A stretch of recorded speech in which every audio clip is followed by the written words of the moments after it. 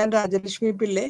ഇവിടെ ഇന്ന് നമ്മൾ കൊച്ചിയിൽ നിന്ന് BPSC 134 യൂണിറ്റ് 9ഉം 10ഉമാണ് പരാമർശിക്കാൻ പോകുന്നത്. ഇന്നലെ നമ്മൾ കോൾഡ് വാറിന്റെ തുടക്കങ്ങളും അതിന്റെ പരിണാമങ്ങളും കണ്ടു. ഇന്ന് നമ്മൾ പരാമർശിക്കുന്നത് കോൾഡ് വാറിന്റെ അവസാനം. അതുകൂടാണ്ട് ഈ കോൾഡ് വാറിന്റെ ശേഷം ഇന്റർനാഷണൽ റിലേഷൻസിൽ എന്തൊക്കെ വ്യത്യാസങ്ങൾ അല്ലെങ്കിൽ വ്യതിയാനങ്ങളാണ് വന്നിട്ടുള്ളത് എന്ന് നോക്കാം. അപ്പോൾ ആദ്യമായിട്ട് നമ്മൾ പറയുമ്പോൾ ഇന്റർനാഷണൽ റിലേഷൻഷിപ്പിനും ഈ നമ്മൾ ബൈപോളാർ സിസ്റ്റം എന്ന് പറഞ്ഞിട്ട് രണ്ട് പവർഫുൾ വിക്ടിംസ് അല്ലെങ്കിൽ പവർഫുൾ ബ്ലോക്സ് ആണ് നമ്മൾ കണ്ടുപിടിച്ചത്. അതായത് USA-യും സോവിയറ്റ് യൂണിയനും. അതിനുശേഷം ഗ്രാജുവലായിട്ട് നമ്മൾ ഇന്ത്യൻ ഫ്രീഡം ഒക്കെ കിട്ടിയ സമയത്ത് നോൺ അലൈൻമെന്റ് മൂവ്മെന്റ്, അതായത് ആ കാലഘട്ടങ്ങളിൽ സ്വതന്ത്രമായ, അതായത് നമ്മളുടെ കൊളോണിയലിസത്തിലും ഇമ്പീരിയലിസത്തിനും ശേഷം ഏതൊക്കെ രാജ്യങ്ങൾ ഫ്രീ ആയോ ആ രാജ്യങ്ങളെല്ലാം കൂടെ ഇന്ത്യയാണ് അതിന് നോൺ അലൈൻമെന്റ് മൂവ്മെന്റിന് ഇനീഷ്യേറ്റീവ് എടുത്തത്. അതായത് നമ്മള് USA കൂടെയും ജോയിൻ ചെയ്യുന്നില്ല, USSRന്റെ കൂടെയും ജോയിൻ ചെയ്യുന്നില്ല. We are going to remain neutral എന്നുള്ളതാണ് എൻ്റെ നോൺ അലൈൻ മൂവ്മെന്റിന്റെ അർത്ഥം. ഇതിനുശേഷം നമ്മൾ കണ്ടിട്ടുള്ളത് 1989 ബെർലിൻ വാളിന്റെ തകർച്ചയും, ആ തകർച്ച ആണ് അവസാനമായിട്ട് നമുക്ക് പറയാൻ പറ്റുക കോൾഡ് വാറിന്റെ അവസാന കാലഘട്ടങ്ങളിലാണ് അത് നടക്കുന്നത്. അങ്ങനെ വന്ന ശേഷം 1991 USSR എന്നുള്ളതിനെ ഡിസ്മാൻഡിൽ ചെയ്തു. പുതിയതായിട്ട് എല്ലാം മാറിപ്പോയി. ആ കൊളാപ്സ് ആവുന്നത് ഈ USSR ഇന്നലെ ഞാൻ പറഞ്ഞു ഒരു വാർസോ പാക്ട് സൈൻ ചെയ്തതും അതിന്റെ കൂടെ അവര് ഇവിടത്തെ ഒരു ഗ്രൂപ്പ് ഉണ്ടാക്കുന്നത്.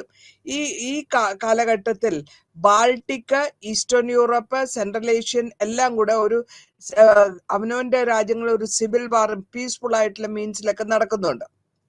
ഇത് കൂടാണ്ട് ഈ US വളരെ സൂപ്പർ പവർ ആയിട്ട് നിൽക്കുന്ന സമയം. അപ്പോൾ ആ കാലഘട്ടത്തിനെ നമ്മൾ യൂണിപോളാർ സിസ്റ്റം എന്ന് പറയും. അതായത് ഒറ്റയ്ക്ക് യൂണിപോളാർ സിസ്റ്റം 1990 ഇന്റർനാഷണൽ റിലേഷൻഷിപ്പിലും വലിയ പുതിയതായിട്ടുള്ള ഷേപ്പ് ഉണ്ടാവുകയും ഓർഡർ ഉണ്ടാവുകയൊക്കെ ചെയ്യുന്നുണ്ട്. അതിനുശേഷം നമ്മൾ കാണാൻ വരുന്നത് ഒരു കോൾഡ് വാർ വന്ന് അവസാനിക്കുന്ന സമയത്ത് ഒരു പുതിയ എക്കണോമിക് ഓർഡറും ഇന്റർനാഷണൽ ആയിട്ടുള്ള ലെവലില് ഒരു എക്കണോമിക് റിലേഷൻസ് തുടങ്ങുകയാണ്. അതായത് 1995 വേൾഡ് ട്രേഡ് ഓർഗനൈസേഷൻ WTO അതാണ് ഫോം ചെയ്യുന്നത്. അതിന്റെ ഉദ്ദേശം എന്താന്ന് വെച്ചാൽ ഇക്കണോമിക് എല്ലാ ഇൻസ്റ്റിറ്റ്യൂഷൻസിനെയും ഇക്കണോമിക് റിലേഷൻസിൽ സപ്പോർട്ട് ചെയ്യുക.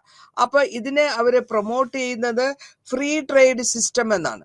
ഫ്രീ ട്രേഡ് സിസ്റ്റം വരുമ്പോഴത്തേക്കും വ്യവസായങ്ങൾ ഓരോ രാജ്യത്തിന്റെയും ട്രേഡും കോമേഴ്സും ആയിരിക്കും മുൻപന്തിയിൽ എത്തുക.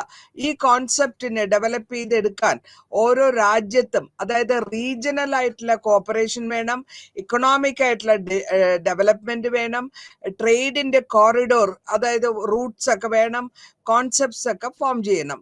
അപ്പൊ അങ്ങനെ വന്ന സമയത്ത് സസ്റ്റൈനബിൾ ഡെവലപ്മെന്റ്, എൻവയറമെന്റൽ പ്രൊട്ടക്ഷൻ, മനുഷ്യരാശിയുടെ protection, human rights protection address ചെയ്യുന്ന ഏതൊക്കെ ഇഷ്യൂസ് ആണോ ഇന്റർ റിലേറ്റഡ് ആയിട്ടുള്ളതാണോ ഇന്റർ റീജിയണൽ ആയിട്ടുള്ളതാണോ മൈഗ്രേഷൻ വരുന്നത് ഗ്ലോബൽ ഒബ്ജക്റ്റീവ്സിന്, ഇതൊക്കെ നോക്കുന്നുണ്ട്. ഇതിന് ശേഷം പുതിയതായിട്ട് നമ്മൾ കാണുന്നത് ടെററിസ്റ്റ് ഓർഗനൈസേഷൻസ് ആണ്. മൾട്ടിപ്പിൾ കോർപ്പറേഷൻസ് വരുന്നുണ്ട്, നോൺ ഗവൺമെന്റൽ ഓർഗനൈസേഷൻസ് വരുന്നുണ്ട്, ഗ്ലോബൽ സോഷ്യൽ മൂവ്മെന്റ്സ് വരുന്നുണ്ട്, അലയൻസസ് വരുന്നുണ്ട്, ഫ്രീഡം മൂവ്മെന്റ്സ് എമർജ് ചെയ്യുന്നു. അത് ആ ഇന്റർനാഷണൽ റിലേഷൻസിൽ ഇതൊക്കെ കൂടുതലായിട്ട് ആ കാലഘട്ടത്തിൽ നമുക്ക് കാണാൻ പറ്റും. പിന്നെ ആ സമയത്ത് US-ഉം ചൈനയും കോൾഡ് വാർ ടൈമിൽ ഒരു ഇഷ്യൂസ് ഉണ്ടായിരുന്നു. ആ ഇഷ്യൂസ് ബേസ്ഡ് ഏതിനെന്ന് വെച്ചാല് വ്യവസായം, ട്രേഡും സെക്യൂരിറ്റിനെ പറ്റിയാണ്. പിന്നെ നമുക്ക് അതിന്റെ അവസാന കാലഘട്ടത്തിൽ ഈ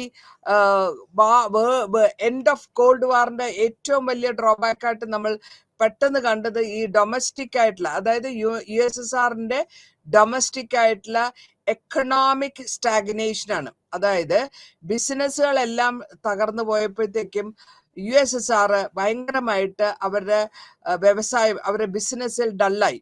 അപ്പോൾ ഇവിടെ സപ്ലൈ ഡിമാൻഡ് ഇത് രണ്ടും അഗ്രികൾച്ചർ പ്രൊഡക്ട്സ് ആയാലും ശരി കൺസ്യൂമർ ഗുഡ്സ് ആയാലും ശരി ഇവർക്കത് അവരുടെ സപ്ലൈ ശരിയല്ല, ഫാക്ടേഴ്സ് ശരിയല്ല.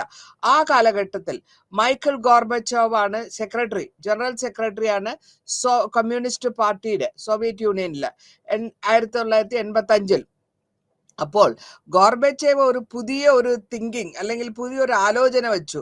അതായത് എക്കണോമിക് പവറിന് സപ്ലൈ ചെയ്ത മിലിറ്ററി പവറോടുകൂടി മോസ്റ്റ് ഇമ്പോർട്ടൻ്റ് ആയിട്ട് സെക്യൂരിറ്റി സിസ്റ്റം കൊണ്ടുവരിക.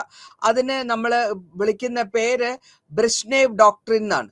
ആ ഡോക്ട്രിനിൽ കൂടെ സോവിയറ്റ് ഗവൺമെന്റിന് വേണ്ട ഒരു ത്രെട്ട് വരുന്ന മാതിരി അവർക്ക് തോന്നി. അപ്പോൾ ഈ പോളിസികൾ, സോവിയറ്റ് യൂണിയന്റെ പോളിസികൾ എംഫസൈസ് ചെയ്യുന്നത് ഹൈ മിലിറ്ററി സ്പെൻഡിങ് എന്നുള്ളതിനെ മാറ്റിയിട്ട് യുണൈറ്റഡ് സ്റ്റേറ്റ്സിന്റെ ഒപ്പം വെസ്റ്റേൺ അലൈസിൽ ജോയിൻ ചെയ്യുക. അപ്പൊ ഈ സോവിയറ്റ് യൂണിയന്റെ അഫ്ഗാനിസ്ഥാൻ അറ്റാക്കിൽ അല്ലെങ്കിൽ ഇന്റർവെൻഷനിൽ ഭയങ്കരമായിട്ടുള്ള ഒരു നെഗറ്റീവ് എക്സ്പീരിയൻസ് ആണ് അവർക്ക് കിട്ടുന്നതും അത് ഭയങ്കര കോസ്റ്റ്ലി ആയി അവർക്ക് ഡിമോറലൈസേഷൻ ആയിപ്പോയി. അപ്പോ ഗോർബച്ചേവിന്റെ പോളിസികൾ അഫ്ഗാനിനെ ഇനീഷ്യേറ്റ് ചെയ്യാനും റീസ്ട്രക്ചറിങ് ചെയ്യാനും ഇക്കോണമീനെയും ആ ഇക്കോണമീനെ റീസ്ട്രക്ചറിങ് ചെയ്തെടുക്കുക പെസ്റ്റോറിസോ എന്ന് പറയും. ഇതിൽ കൂടെ പെസ്റ്റോറിസിൽ കൂടെ സ്പെൻഡിങ് എന്താണെന്ന് വെച്ചാൽ മിലിറ്ററിയും സെക്യൂരിറ്റി ഏജൻസീസും അതേമാതിരി ഏജ് ഓൾഡായ മെറ്റീരിയൽ ആൻഡ് മിലിറ്ററി സപ്പോർട്ടും സബ്സിഡീസ് ഗവൺമെന്റ് സോവിയറ്റ് അലൈസിന് ഇതിൽ കൂടെ ഈ ഫ്ലോ, അതായത് ക്രെഡിറ്റ് വെസ്റ്റിൽ നിന്ന് ക്രെഡിറ്റ് കിട്ടുക, ആ വെസ്റ്റിൽ നിന്ന് ക്രെഡിറ്റ് എടുത്തിട്ട് സ്ട്രക്ചറൽ ആയിട്ടുള്ള ഏതൊക്കെ രാജ്യങ്ങളുണ്ടോ വീക്ക്നെസ് ഉണ്ടോ ബാക്ക്വേർഡ്നെസ്സിനോ അതിനെ ഡെവലപ്പ് ചെയ്യുക. പക്ഷെ ഈ വെസ്റ്റേൺ ക്യാപിറ്റലും ടെക്നോളജിയും കിട്ടുക എന്ന് പറയുന്നത് അത്ര എളുപ്പമുള്ള കാര്യമല്ല. അപ്പൊ ഇവിടെ സ്ട്രക്ചറിൽ ഇക്കണോമിക് വീക്ക്നെസ് ഉള്ളവരും അവരുടേതായ കൺട്രികളും ഒരു എഫേർട്ടാണ് എടുക്കുന്നത്. ഗോർബച്ചോവിന്റെ ഇനീഷ്യേറ്റീവ് ആണെങ്കിൽ കൂടിയും ആ ബ്യൂറോക്രാറ്റിക് ആയിട്ടുള്ള റിജിഡിറ്റി അവിടെ ഉണ്ടാവും. പിന്നെ ഗോർബച്ചേവ് ഒരു ഓപ്പൺ ഡിസ്കഷന് വിളിക്കുന്നു എല്ലാ സോവിയറ്റ് യൂണിയൻസിനെയും. എന്നിട്ട് ആ ഡിസ്കഷനിൽ കൂടെ മനസ്സിലാക്കാൻ പറ്റുന്നത് അവർക്ക് എല്ലാ റൈറ്റ്സും, അതായത് റൈറ്റ്സ് എന്ന് വെച്ചാൽ പൊളിറ്റിക്കൽ അസോസിയേഷൻ ഉണ്ടാക്കാനും ക്രിട്ടിസൈസ് ചെയ്യാനും ഉള്ളതൊക്കെ കിട്ടുകയാണ്. ഇതിന്റെ അവസാന കാലഘട്ടത്തിൽ ഈ ഓട്ടോണമസ് ആയിട്ടുള്ള പല വിധത്തിലുള്ള സോവിയറ്റിലെ സൊസൈറ്റികൾ ഉണ്ടായി. അതിൽ കൂടെ അവർ മിലിറ്ററിനെ നിർത്താനും എക്കണോമിക് ഫെയിലിയേഴ്സും യൂണിയന്റെ എക്കണോമിക് ഫെയിലിയേഴ്സും ഈവൻ കമ്മ്യൂണിസ്റ്റ് റൂൾ തന്നെ അവര് മാറ്റാൻ തുടങ്ങി. അങ്ങനെ വന്നപ്പോൾ ഈ eastern Europe, central Asian regions wide ആയിട്ടുള്ള ഡെമോൺസ്ട്രേഷൻസ്, എന്തിനാ ഫ്രീഡത്തിനുള്ള ഡെമോൺസ്ട്രേഷൻസ് വരികയും ബാൾട്ടിക് സ്റ്റേറ്റ്സ് ആയ എസ്റ്റോണിയ, ലാവിയ, ലറ്റാവിയ, ലുത്തേനിയ അവരൊക്കെ സ്വന്തം ഇൻഡിപെൻഡൻസ് ഡിക്ലെയർ ചെയ്യുന്നു. ഗോർബച്ചേവ് അതേ സമയത്തിൽ മിലിറ്ററി സപ്പോർട്ട് കൊടുക്കില്ല എന്ന് പറയുന്നു. അപ്പോൾ ഇങ്ങനെ ഡെമോക്രസിയും ഫ്രീഡം ആസ്പിറേഷൻസും സോവിയറ്റ് യൂണിയൻ അവസാനം ഫൈനലായിട്ട് നോക്കുകയാണെങ്കിൽ അത് ഒരു ഡെസൊല്യൂഷൻ ആയിപ്പോയി അല്ലെങ്കിൽ ഡിസോൾവ് ആയിപ്പോയി 1991. ഇനി നമ്മൾ അടുത്ത് പറയാൻ പോകുന്നത് ബെർലിൻ വാളിന്റെ തകർച്ചയും യൂണിഫിക്കേഷൻ ഓഫ് ജർമ്മനിയെ പറ്റിയാണ്.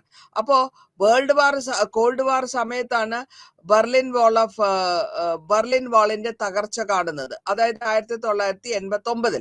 ഇതിൽ കൂടെ ഈ ഡിവൈഡ് ചെയ്തിരുന്ന വെസ്റ്റ് ജർമ്മനിയും ഈസ്റ്റ് ജർമ്മനിയും അത് 1961 വെസ്റ്റ് ജർമ്മനിനെ നമ്മൾ വിളിച്ചിരുന്ന പേര് ഫെഡറൽ റിപ്പബ്ലിക് എന്നാണെങ്കിൽ അതിന്റെ വെസ്റ്റേൺ അലയൻസിന്റെ സിസ്റ്റത്തിലാണ് അവർ വരുന്നത്. അതേസമയം ഈസ്റ്റ് ജർമ്മനി ആണെങ്കിലോ ഒരു മെമ്പർ ഓഫ് സോവിയറ്റ് ബ്ലോക്കാണ്, ജർമ്മൻ ഡെമോക്രാറ്റിക് റിപ്പബ്ലിക്കിന്റെ ബ്ലോക്കാണ്. ഈ ഡിവിഷൻ രണ്ട് ഡിവിഷനായിട്ട് west Germany east Germany represent ചെയ്തിരുന്നതും അതിനെ അതായത് ക്യാപിറ്റലിസ്റ്റും കമ്മ്യൂണിസ്റ്റ് ബ്ലോക്ക് ആയിരുന്നു ഈസ്റ്റ് വെസ്റ്റ് എന്നുള്ളതിൽ. ഈ ബാൾട്ടിക് റീജിയനിലെ എക്സ്പെഷ്യലി ഈസ്റ്റേൺ ജർമ്മനി ഒരു 12-ാം തീയതി ജൂൺ ബെർലിനില് ജൂൺ 12 1987 US പ്രസിഡന്റായ റൊണാൾഡ് റീഗൻ ഗോർബച്ചോവിനോട് പറയുന്നുണ്ട് ആ വാളിനെ തട്ടിക്കളയാനായിട്ട്, ടിയർ ഡൗൺ ദ വാൾ എന്നാ പറയാം. അങ്ങനെ വന്ന സമയത്ത് കമ്മ്യൂണിസ്റ്റ് പാർട്ടീസ് ഒക്കെ ഡിഫീറ്റ് ആയി പോയി. പോളണ്ടില് 89 ഡിഫീറ്റായി. പൊളിറ്റിക്കലായിട്ടും ഇക്കണോമിക് ആയിട്ടും അവർക്ക് ഹംഗറി പിടിച്ചെടുക്കാനും നെയ്ബറിംഗ് ആയ ഓസ്ട്രിയ പിടിച്ചെടുക്കാനും പറ്റി.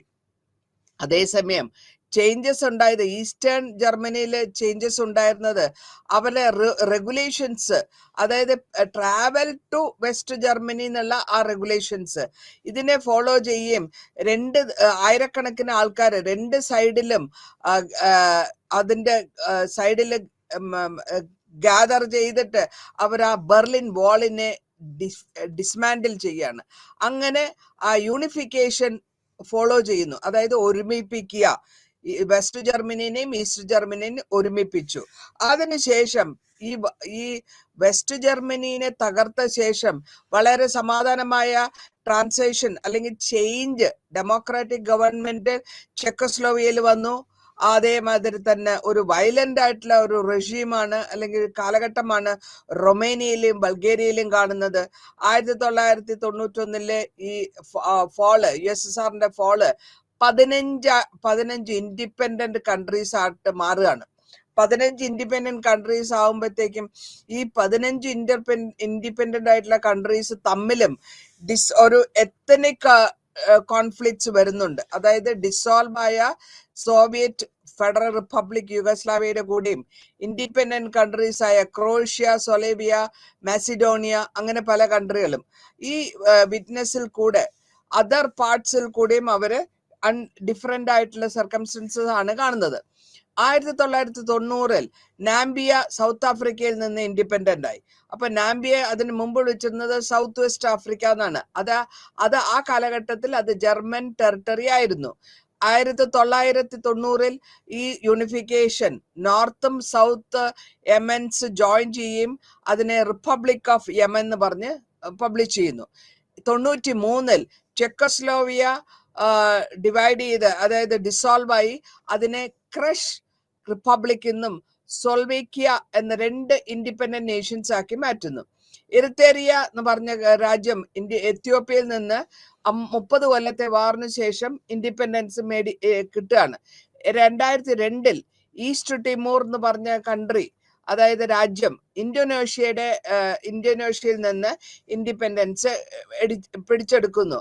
കൊസോവ എന്ന് പറയുന്ന രാജ്യം യൂണിലേറ്ററൽ ആയിട്ട് അവര് സെർബിയയില് ഇൻഡിപെൻഡന്റ് ആണെന്ന് ഡിക്ലെയർ ചെയ്യാണ് 2008. ഇത് കൂടാണ്ട് 2011 സൗത്ത് സുഡാൻ പീസ്ഫുൾ ആയിട്ട് മാറി ഒരു സുഡാൻ സ്വന്തമായിട്ട് റെഫറൻഡം കൊണ്ടുവരുന്നു. ഇതിലെല്ലാം നമ്മൾ മനസ്സിലാക്കുന്നത് ഈ കാലഘട്ടങ്ങളിൽ സ്പെക്കുലേഷൻസ് പലവിധമായ രാജ്യങ്ങളിൽ നടക്കുന്ന പൊളിറ്റിക്കൽ ആയിക്കോട്ടെ ഇക്കണോമിക്കലായിട്ടുള്ള സ്പെക്കുലേഷൻസ് നടക്കുന്നുണ്ട്. അതിന്റെ കൂടാതെ ഈ UN-ന്റെ മെമ്പർഷിപ്പും ഇൻക്രീസ് ആവുന്നുണ്ട്. ഈ UN-ന്റെ മെമ്പർഷിപ്പ് ഇൻക്രീസ് ആവുമ്പോൾ ഓരോന്നിനും ഡിസ്കഷനും റെസൊല്യൂഷൻസ് ഒക്കെ UN-ന്റെ അജണ്ടയിൽ കൊണ്ടുവരുന്നു. ഈ ബ്രേക്കപ്പ്, അതായത് സോഷ്യലിസ്റ്റ് ബ്ലോക്കിന്റെയും അതേമാതിരി തന്നെ പുതിയ രാജ്യങ്ങളുടെ ബർത്തും കൂടെ ആവുമ്പോഴത്തേക്കും എയ്ഡ്, അതായത് സഹായം, ഇൻവെസ്റ്റ്മെന്റ് മൾട്ടിലാറ്ററലോ ഫിനാൻഷ്യൽ ഇൻസ്റ്റിറ്റ്യൂഷൻസിലെ IMF-ലും വേൾഡ് ബാങ്കിന്റെയും ഉത്തരവാദിത്തമായിട്ട് വരുന്നു. ഇപ്പൊ ജിയോ പൊളിറ്റിക്കൽ ഇമ്പോർട്ടൻസ് നോക്കുമ്പോൾ ഒരു സ്ട്രാറ്റജിക് റീജിയനില് മൾട്ടിപോളാർ ആയിട്ടുള്ളതും ഗ്ലോബൽ ആയിട്ടുള്ള മിലിറ്ററി അല്ലെങ്കിൽ എനർജി സെക്യൂരിറ്റിനെ പറ്റി നമ്മൾ പരാമർശിക്കുന്നുണ്ട്. ഇതിനെ അത് എക്സ്പേർട്ട് പറയുന്നത് ആ കാലഘട്ടത്തിലുള്ള പൊളിറ്റിക്സിൽ വരുന്ന കാര്യമായതുകൊണ്ട് അതിനെ ന്യൂ ഗ്രേറ്റ് ഗെയിം എന്നാണ് വിളിക്കുന്നത്. അത് ഇതിനു മുമ്പ് Russia, China, west Asia, Europe hydrocarbon മിനറൽസിൽ വെച്ചിട്ടായിരുന്നു അവരുടെ ബിസിനസ് നടത്തിക്കൊണ്ടിരുന്നത്. സെൻട്രൽ ഏഷ്യൻ കാലഘട്ടങ്ങളിൽ, അതായത് സെൻട്രൽ ഏഷ്യൻ ആ സമയത്ത് കണ്ടത് ഇൻഫ്ലുവൻസ് ഗ്ലോബലായിട്ടും റീജിയണൽ പവേഴ്സും, അതായത് ആരൊക്കെയാന്ന് വെച്ചാൽ United States, Russia, China, Turkey, Iran, India and Pakistan. ഇതിനെ അവര് റെഫർ ചെയ്യുന്നത് എങ്ങനെയാ വെച്ചാൽ ന്യൂ ഗ്രേറ്റ് ഗെയിം എന്നാണ്. ഈ ന്യൂ ഗ്രേറ്റ് ഗെയിം വഴി അവരുടെ എല്ലാവിധമായ പ്രഷറും നെയ്ബേഴ്സിന് ഉണ്ടാവുന്ന പ്രഷർ, എക്സ്പെഷ്യലി റഷ്യ, അതേമാതിരി എക്സിസ്റ്റിംഗ് ആയിട്ടുള്ള trade Roots, oil pipe lines pass, ഇതിലൊക്കെ മിനിമൈസ് ചെയ്ത് അവരുടെ ഡിപ്പെൻഡൻസ് അതായത് റഷ്യയോടുള്ള ഡിപ്പെൻഡൻസും വേറെ ട്രാൻസിറ്റ് റൂട്ട് അതർ നെയ്ബർ കൺട്രിയിൽ കണ്ടുപിടിക്കാനായിട്ട് ശ്രമിക്കുന്നു. പിന്നെ ഇവരുടെ ആവശ്യം റെഡ്യൂസ് ചെയ്യണം ഇൻഫ്ലുവൻസ് ബാക്കിയുള്ളവരിൽ നിന്ന്. അതേമാതിരി തന്നെ പെർസ്യൂഡ് ചെയ്യണം US-നെ വെൽക്കം ചെയ്യാനും അവരുടെ വെസ്റ്റേൺ പവേഴ്സിനെയും പറ്റി.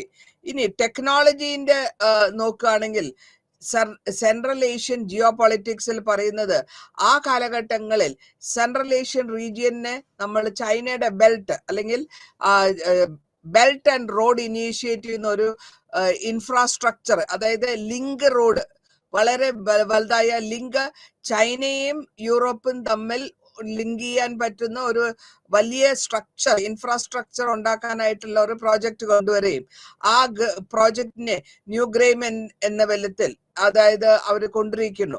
അപ്പൊ ഇവിടത്തെ സാറിസ്റ്റും റഷ്യൻ സാറിസ്റ്റും ഇമ്പീരിയൽ ബ്രിട്ടനും തമ്മിൽ 1904 ബ്രിട്ടീഷ് സ്കോളറായ ഹാൽഫോർഡ് ജോൺസ് പറയുന്നു ഒരു ഹാർട്ട്ലാൻഡ് തിയറി വേർ എല്ലാവർക്കും, അതായത് യുറേഷ്യൻ ലാൻഡ് മാസിന് മുഴുവനും വേൾഡിനെ കമന്റ് ചെയ്യാൻ പറ്റുന്നുള്ള ലെവലിലാണ്.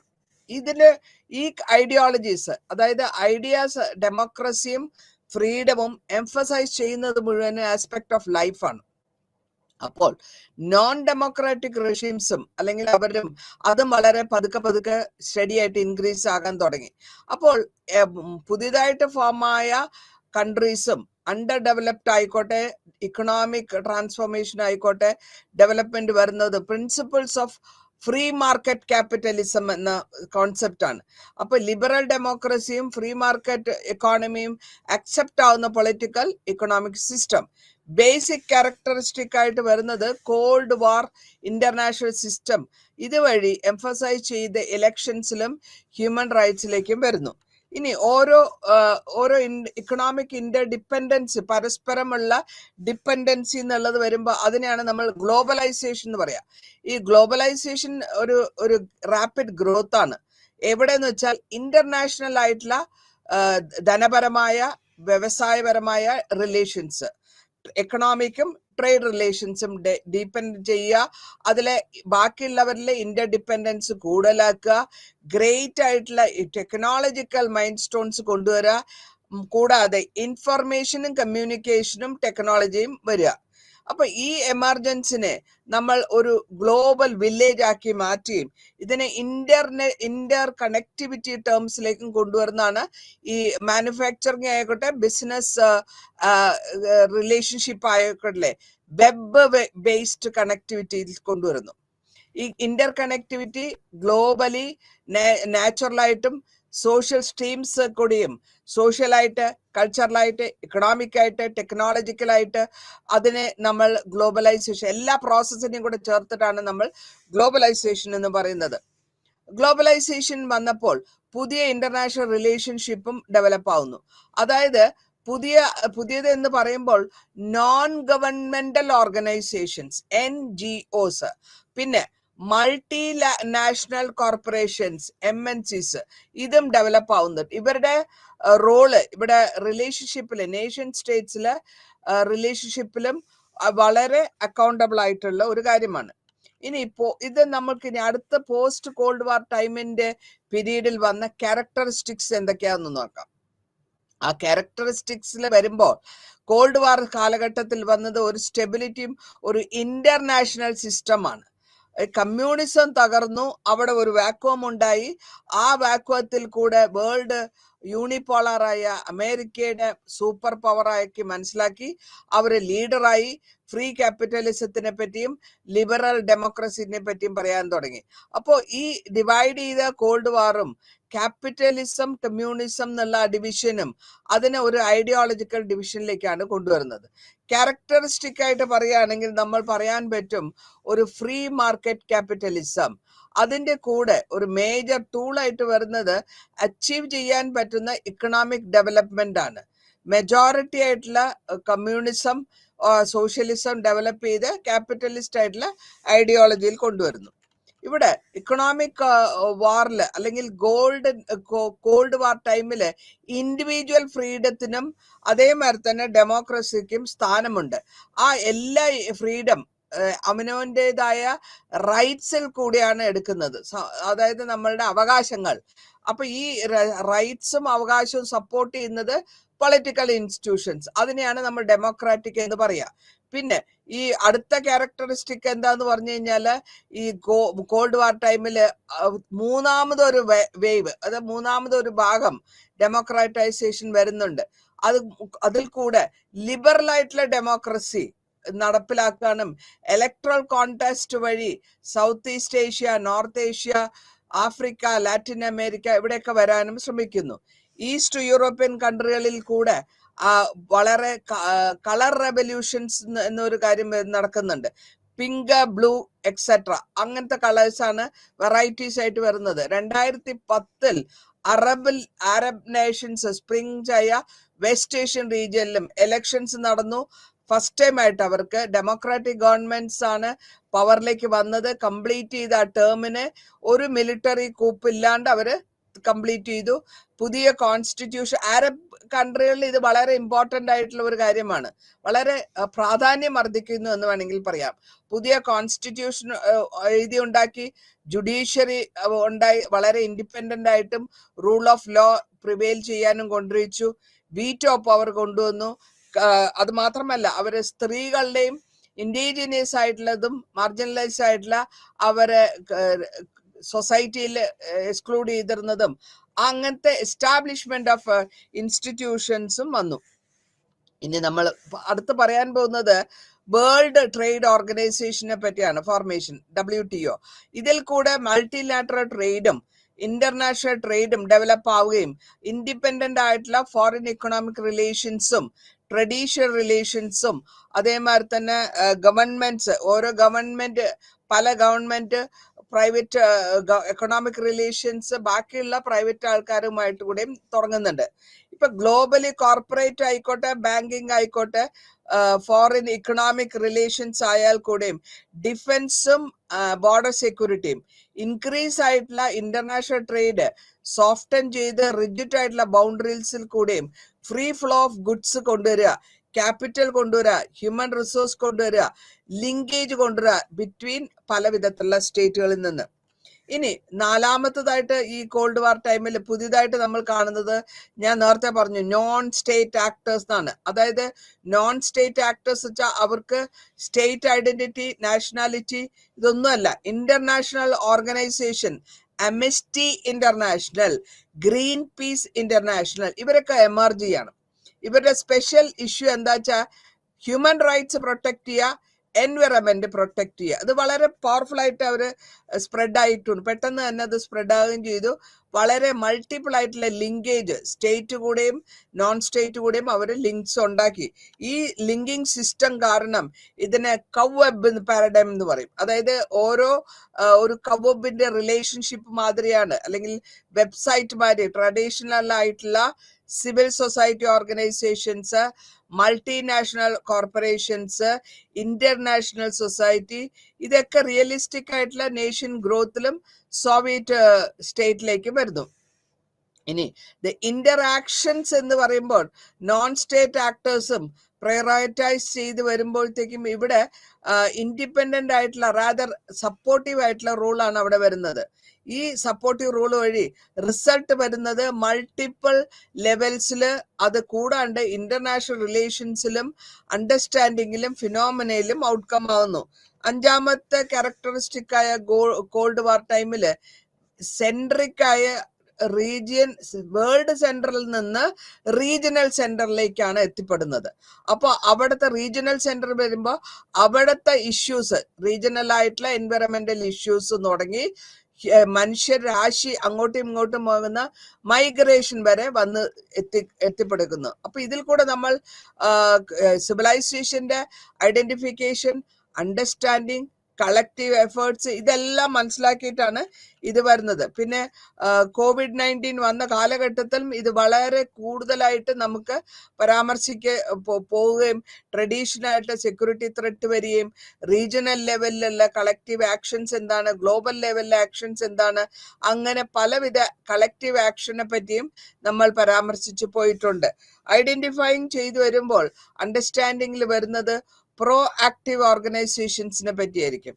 ഇനി ആറാമതായിട്ട് ഞാൻ പറയാൻ ഉദ്ദേശിക്കുന്നത് പോസ്റ്റ് കോൾഡ് വാർ ടൈമില് ഇന്റർനാഷണൽ ഓർഗനൈസേഷൻസ് ആയ യുണൈറ്റഡ് നേഷൻസ് ഓർഗനൈസേഷനും WTO വേൾഡ് ട്രേഡ് ഓർഗനൈസേഷനും ഇത് രണ്ടും ഇന്റർനാഷണൽ ഓർഗനൈസേഷനിൽ വളരെ ഫിനോമിനൽ ആയിട്ട് വളരുകയും അതിന്റെ ഇമ്പോർട്ടൻസ് കൂടുതലായിട്ട് നമുക്ക് റാപ്പിഡായിട്ട് കാണാനും പറ്റി.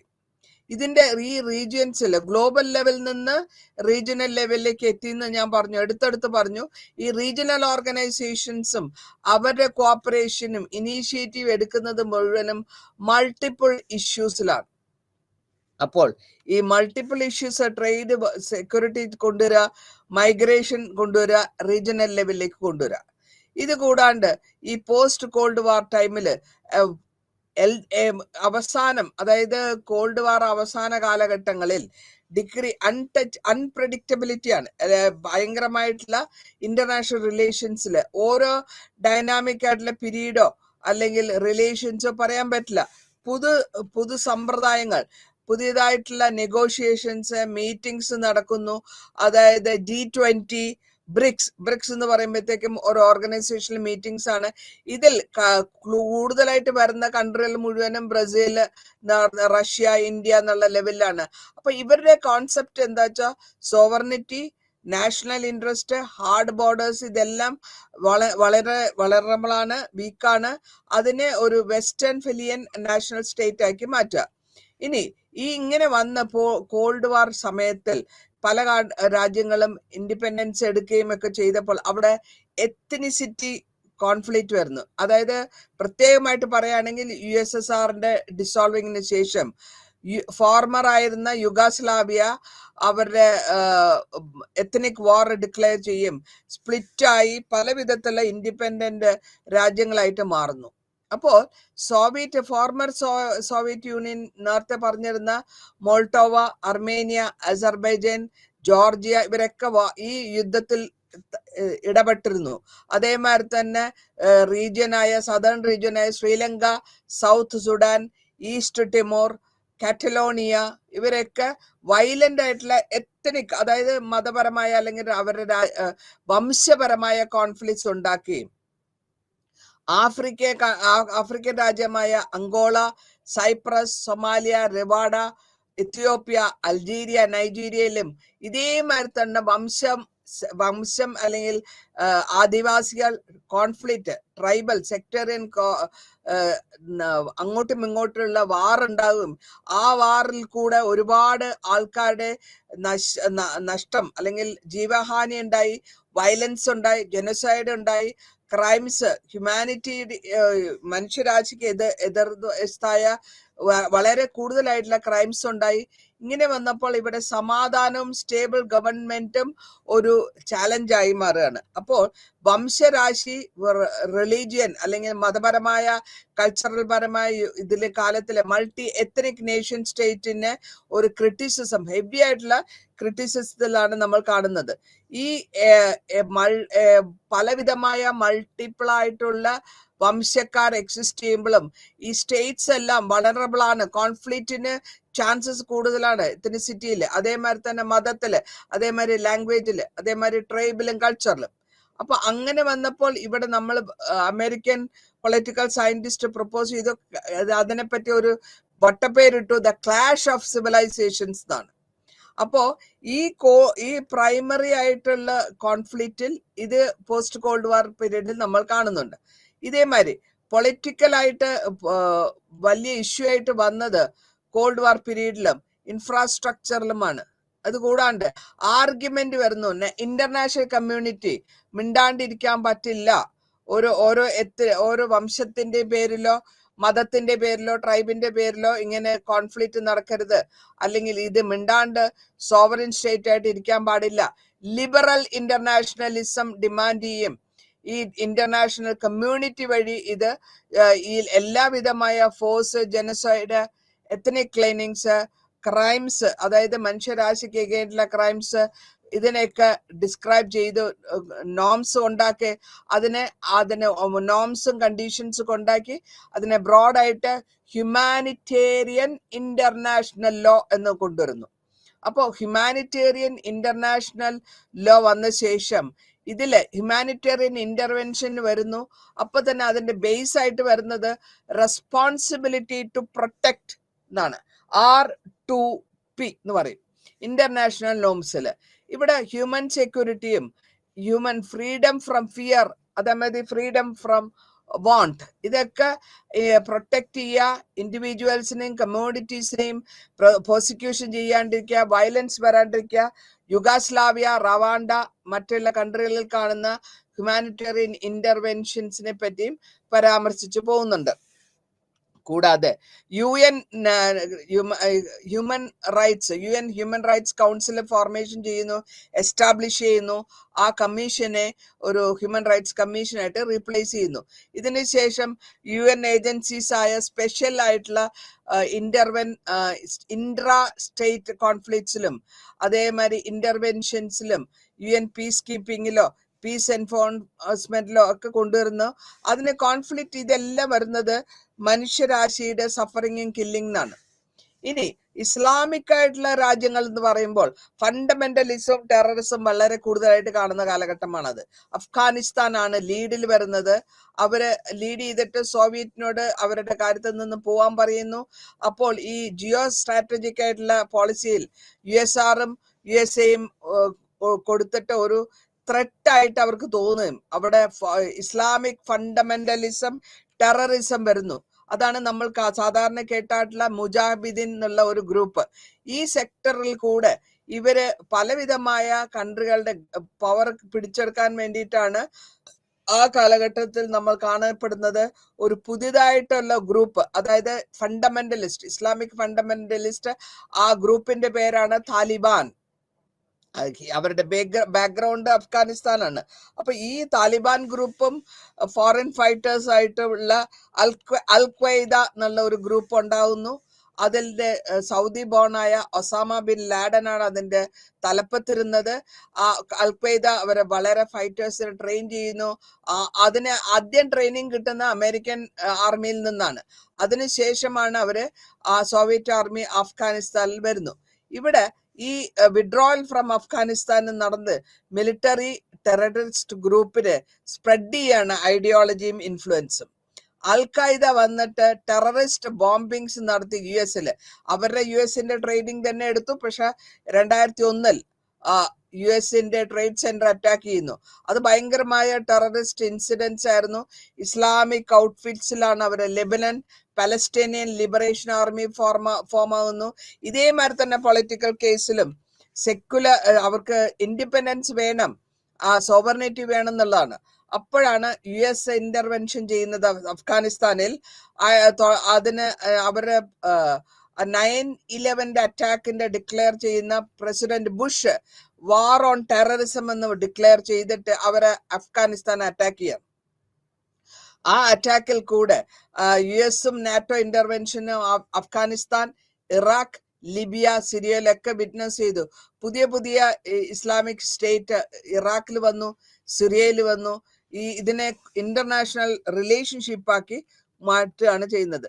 പിന്നെ ഈ കോൾഡ് വാറിന്റെ കാലഘട്ടത്തിൽ കമ്മ്യൂണിസ്റ്റ് ബ്ലോക്ക് അലൗ ചെയ്യുന്ന USA ഇവിടെ അലൈഡ് ആയിട്ട് വളരെ വേൾഡ് പൊളിറ്റിക്സ് വരുന്നുണ്ട്. ഈ US റോള് ക്യാപിറ്റലിസം എന്നുള്ളതാണ്. ആ ഏരിയാസിലായ global security, peace keeping, peace making, peace enforcement, war on terrorism, ഇതൊക്കെ ഒരു ഏരിയ ചേഞ്ച് ആയിട്ട് വരുന്നു. ഈ ഏരിയ ചേഞ്ചിൽ കൂടെ ഡെമോക്രസി പ്രൊമോഷൻ ചെയ്യുന്നുണ്ട്, ഹ്യൂമൻ റൈറ്റ്സിനെ പ്രൊമോഷൻ ചെയ്യുന്നുണ്ട്, ഡെമോക്രാറ്റിക് റിജീംസിനെ പ്രൊമോഷൻ ചെയ്യുന്നുണ്ട്, ഇന്റർനാഷണൽ സെക്യൂരിറ്റി എടുക്കുന്നുണ്ട്. ഇതെല്ലാം കഴിഞ്ഞിട്ട് 1991 ഗൾഫ് വാറിൽ US ലീഡ് ചെയ്യുന്ന നാറ്റോ ഇന്റർവെൻഷൻ ചെയ്യുന്നു അഫ്ഗാനിസ്ഥാനില്. അതേമാതിരി തന്നെ ഇറാഖില് UN സാങ്ഷനോടുകൂടി ഇല്ലാണ്ടാണ് ഇറാഖ് അറ്റാക്ക് ചെയ്യും. ലിബിയയിലും സിറിയയിലും ഇതേമാതിരി US അഗ്രസീവ് പോളിസീസ് നടത്തിക്കൊണ്ടുപോകുന്നു. ഇനി നമ്മൾ പറയാൻ പോകുന്നത് സസ്റ്റൈനബിൾ ആയിട്ടുള്ള ഗ്ലോബൽ വാർ ടൈമില് ഇതേമാതിരിയുള്ള എൻവയറമെന്റൽ പ്രൊട്ടക്ഷൻ ആണ് വേണ്ടത്. പൊല്യൂഷൻ കൺട്രോൾ സ്ട്രാറ്റജീസ് ആണ് അടുത്ത് ഉപയോഗിക്കുന്നത്. ഈ പൊല്യൂഷൻ കൺട്രോൾ സ്ട്രാറ്റജി വരുമ്പോൾ എൻവയറമെന്റലി സസ്റ്റൈനബിൾ ആയിട്ടുള്ളതും ഫ്രണ്ട്ലി ടെക്നോളജീസുമാണ് വേണ്ടത്.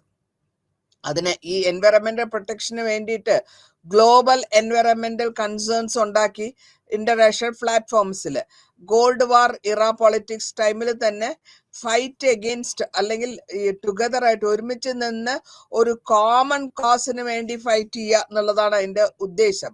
അങ്ങനെ അത് ഐഡന്റിഫൈ ചെയ്യുകയും റിയോ സമ്മിറ്റ് 1992 കിയോട്ടോ പ്രോട്ടോകോൾ പ്രകാരം പാരീസിലും ക്ലൈമാറ്റിക് അഗ്രിമെന്റ്സിന് 2015 അതിനുശേഷം ഗ്രീൻ ഹൗസ് ഗ്യാസസ് അതേമാതിരി അഡോപ്റ്റ് ചെയ്യുക ടെക്നോളജീസ് എന്തിനെ മിറ്റിഗേറ്റ് ചെയ്യുന്ന ചാലഞ്ച് ക്ലൈമറ്റ് ചാലഞ്ചിനെ 1990 മധ്യഭാഗത്ത് സബ്സ്റ്റാൻഷ്യലായ പ്രോഗ്രസ് കൊണ്ടുവരികയും അതെല്ലാം കൂടെ ഒരു സിംഗിൾ പ്ലാറ്റ്ഫോമിൽ കൊണ്ടുവന്ന് ഡിസ്കഷൻ എൻവയറമെന്റൽ ഇഷ്യൂസ് ഡിസ്കഷൻ ചെയ്യുന്നുണ്ട്. ഇതേമാതിരി United Nations organisation frame work കൊണ്ടുവന്നു 95. അത് ക്ലൈമറ്റ് ചേഞ്ചിനെ പറ്റി UNFCC എന്ന് പറയും, ബെർലിനിൽ നടന്നു. ഈ കോൺഫറൻസിൽ ഇതിനെ പറയുന്നത് കോൺഫറൻസ് ഓഫ് പാർട്ടീസ് എന്നാണ്. ആ പാർട്ടീസ് ആക്ടിവിറ്റീസ് ഇംപ്ലിമെന്റ് ചെയ്യുക ജോയിന്റ് ആയിട്ട് എല്ലാ ഇന്റർനാഷണൽ ക്ലൈമാറ്റിക് ആക്ഷൻ പ്രോസസ്സ് ഇതൊക്കെ സസ്റ്റൈനബിൾ ഡെവലപ്മെന്റിന് വേണ്ടി ഉപയോഗിക്കുക. ഗോൾ ഒരു എക്കണോമിക് ഡെവലപ്മെന്റ് ആയിരിക്കണം എന്നാണ് പറയുന്നത്. ഇനി അത് മാത്രമല്ല മൈഗ്രേഷൻ, പല രാജ്യത്ത് നിന്ന് ആൾക്കാർ അങ്ങോട്ടും ഇങ്ങോട്ടും പോകുന്നതിനാണ് മൈഗ്രേഷൻ എന്ന് പറയുക. അപ്പൊ നമ്മൾ എത്തനിക് ആയിട്ടുള്ള ഹ്യൂമൻ റൈറ്റ്സിന് വയലേറ്റ് ചെയ്തല്ല ഡിസ്പ്ലേസ്മെന്റോ എത്തനിക് ക്ലീനിങ്ങോ പ്രോബ്ലമോ റെഫ്യൂജീസിന്റെ അഭയാർത്ഥികളുടെ പ്രോബ്ലം എക്കണോമിക് മൈഗ്രൻസ് UNO ആ സമയത്ത് ഒരു international criminal tribunal for former Yugoslavia ICTY അത് ഉണ്ടാക്കി ഇതിൽ കൂടെ ക്രൈംസ് കമ്മിറ്റ് ചെയ്യുന്ന യുഗോസ്ലാവിയൻ വാഴ്സിലേക്ക് കൊണ്ടുവരുന്നു.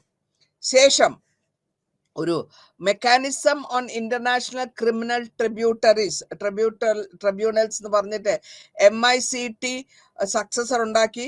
അതിൽ കൂടെ ഇവര് സക്സസ്ഫുൾ ആയിട്ട് ഈ ട്രിബ്യൂണൽസ് സക്സസ്ഫുൾ ആയി കൺവിക്ട് ചെയ്യാൻ, വാർ ക്രിമിനൽസിലെ കൺവിക്ട് ചെയ്യാനും എവിടെയാണോ ടെററിസം ഫെയിൽ ആയത് സ്റ്റേറ്റ് റോഗ്സ്മാരി പെരുമാറുക അവിടേക്ക് ഇന്റർഫിയർ ചെയ്യാനുള്ള ഒരു ഇന്റർ സ്റ്റേറ്റ് മൈഗ്രേഷൻ പോളിസികളും കൊണ്ടുവന്നു.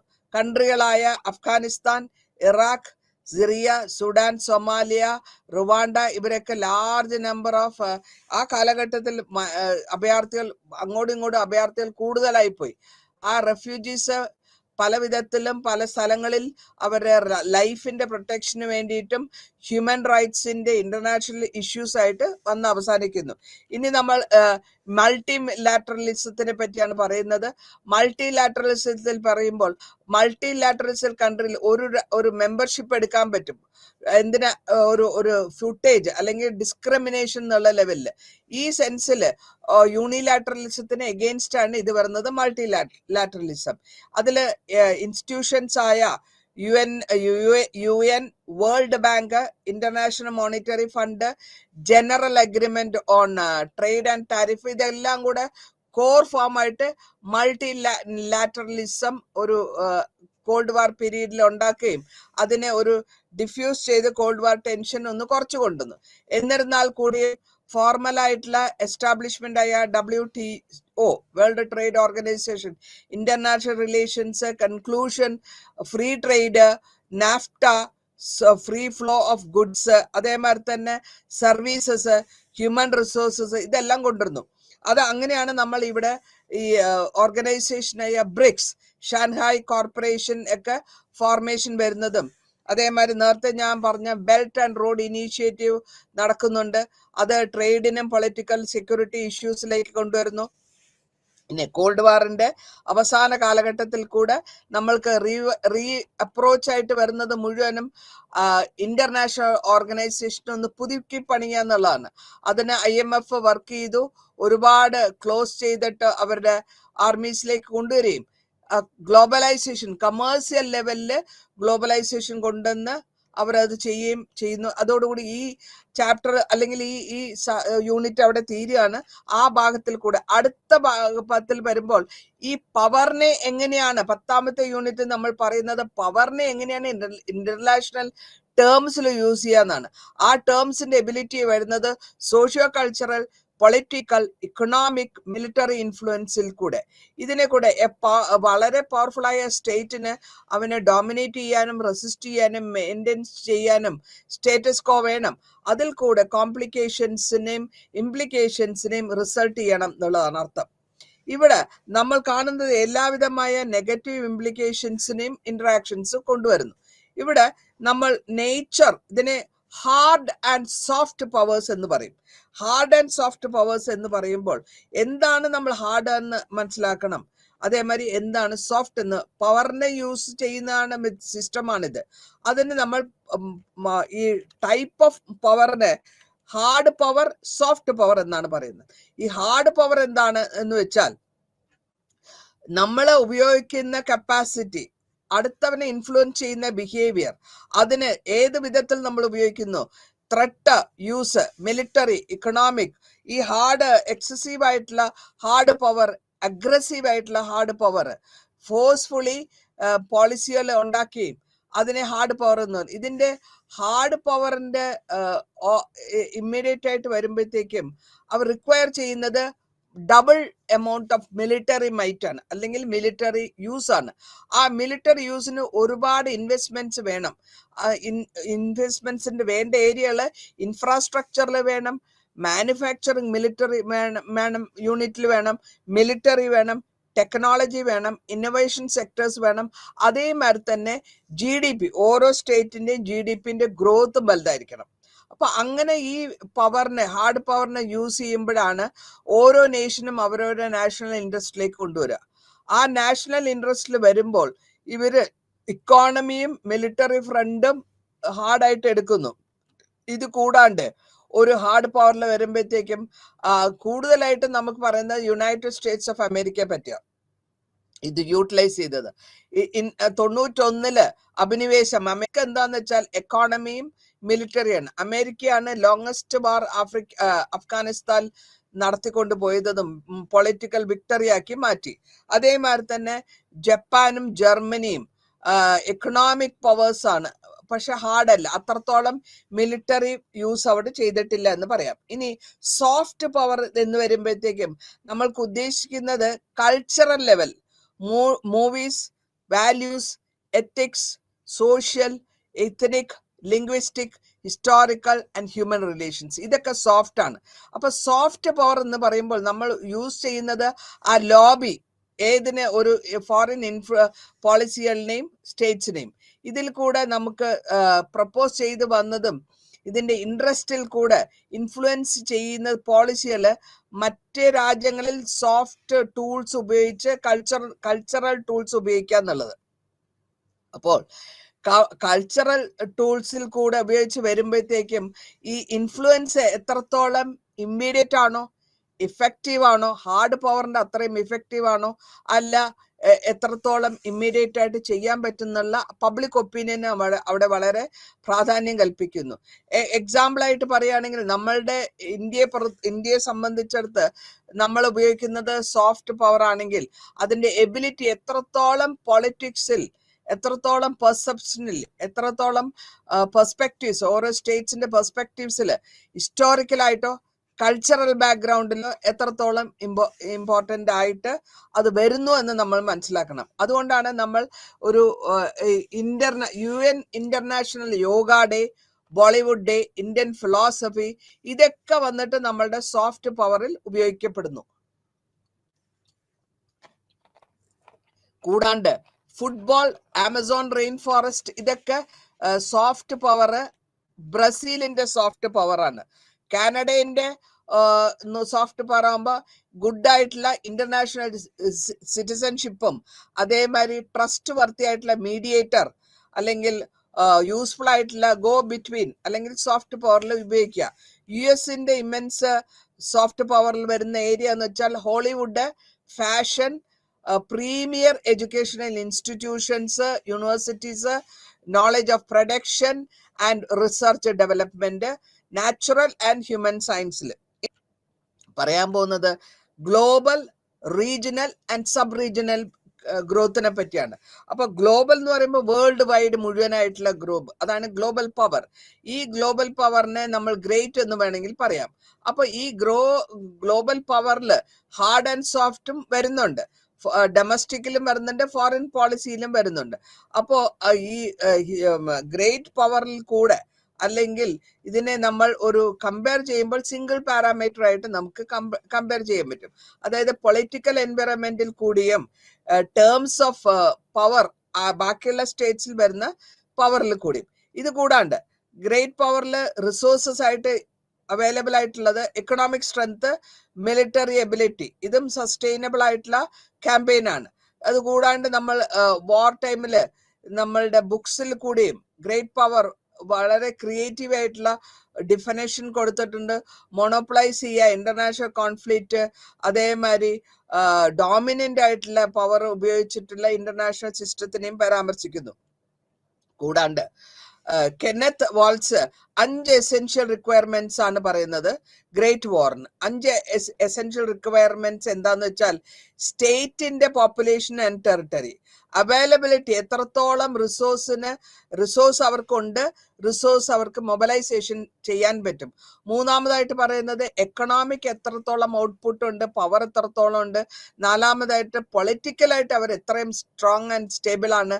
അഞ്ചാമതായിട്ട് പറയുന്നത് മിലിറ്ററി സ്ട്രെങ്ത്, അവർ പെട്ടെന്നൊരു ആവശ്യം വന്നാൽ. ഇത് മൂന്നിനെയും ഐഡന്റിഫൈ ചെയ്തിട്ട് ഒരു ഗ്രേറ്റ് പവറിൽ മിക്സപ്പ് ചെയ്തിട്ടാണ് ആ ടൈമിൽ ഉപയോഗിച്ചിരിക്കുന്നത്. അപ്പൊ സ്റ്റേറ്റ് പവർ ആണ്, but not a great state power എന്ന് വേണമെങ്കിൽ പറയാം.